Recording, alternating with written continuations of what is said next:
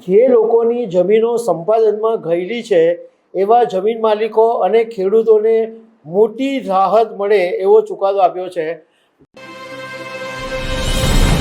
Supreme કોર્ટે એક એવો ચુકાદો આપ્યો છે કે જેને કારણે જે લોકોની જમીનો સંપાદનમાં ગયેલી છે એવા જમીન માલિકો અને ખેડૂતોને મોટી રાહત મળે એવો ચુકાદો આપ્યો છે।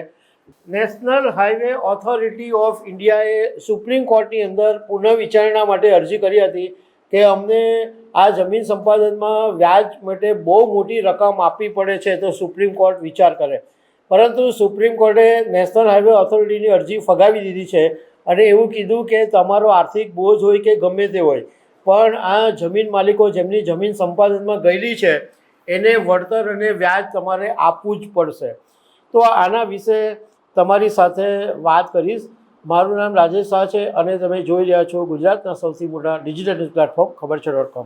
સુપ્રીમ કોર્ટે 2019 પહેલાં થયેલા જમીન સંપાદન કેસોની અંદર વળતર અને વ્યાજ આપવા સંબંધિત નેશનલ હાઈવે ઓથોરિટી ઓફ ઇન્ડિયાની પુનઃ અરજી જે હતી એને ફગાવી દીધી છે અને chief justice of India Suryakant અને જસ્ટિસ ઉજ્જવલ ભુઇયાની બેન્ચે જણાવ્યું કે જમીન સંપાદન કેસોની અંદર યોગ્ય વળતર મળવું જ જોઈએ અને એ બંધારણનો અધિકાર છે। સરકાર પર પડતા આર્થિક બોજને એની સાથે લેવા દેવા નથી, એ વાતને એની સાથે જોડી શકાતી નથી।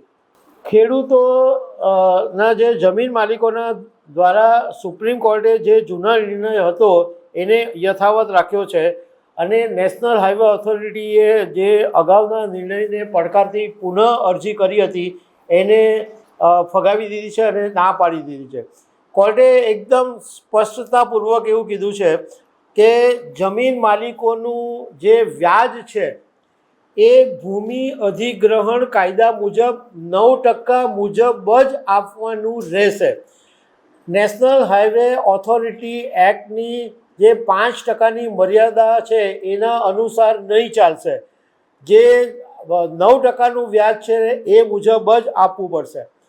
નેશનલ હાઈવે ઓથોરિટી ઓફ ઇન્ડિયાના વકીલે કોર્ટમાં એવી દલીલ કરી કે આને કારણે અમને 29,000 કરોડ રૂપિયાનું બોજ આવશે, પરંતુ કોર્ટે એને સમીક્ષા આધાર માનવાનો ઇનકાર કરી દીધો અને કોર્ટે ક્લિયર કટ કીધું કે આ તમને કોઈ આર્થિક બોજ હોય કે ગમે તે તકલીફ હોય પણ આ પૈસા તો તમારે જમીન માલિકો કે ખેડૂતોને તમારે આપવા જ પડશે।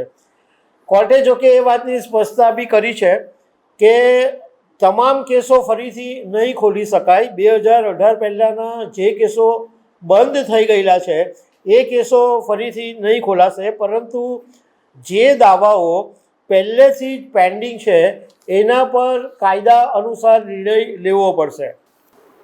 નેશનલ હાઈવે ઓથોરિટી ઓફ ઇન્ડિયાએ સુપ્રીમ કોર્ટે જે 4 ફેબ્રુઆરી 2025ના દિવસે એક આદેશ આપેલો હતો એ આદેશ પાછો ખેંચવા માટે સુપ્રીમ કોર્ટની અંદર પુનઃ અરજી કરી હતી અને એ અરજી જ્યારે 4 ફેબ્રુઆરી 2025ના દિવસે સુપ્રીમ કોર્ટે જે ચુકાદો આપેલો એમાં યુનિયન ઓફ ઇન્ડિયા વિરુદ્ધ તરસેમસિંહ સેના ચુકાદા પર સ્પષ્ટતા માંગતી અરજીને ફગાવી દેવામાં આવી હતી।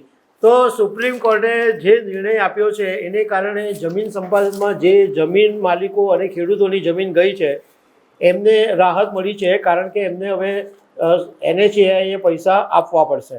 તો દર્શક મિત્રો, આવી અનેક વાતો સાથે અમે તમને મળતા રહીશું। આભાર।